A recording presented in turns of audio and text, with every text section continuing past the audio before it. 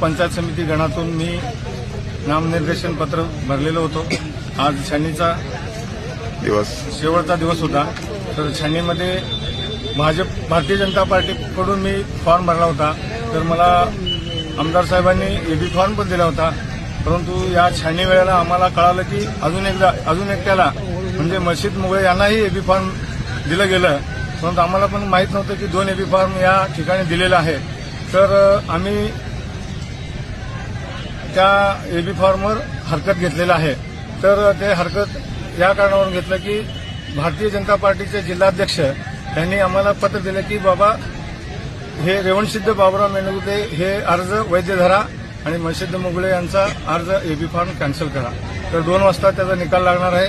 2 वाजता निकाल हे माझ्या बाजूनच लागेल अशी माझी आशा आहे। कुठल्या आमदारांनी तुम्हाला एबी फॉर्म दिला होता? सुभाष बापू देशमुख आणि मनीष भाई देशमुख यांनी दिले होते।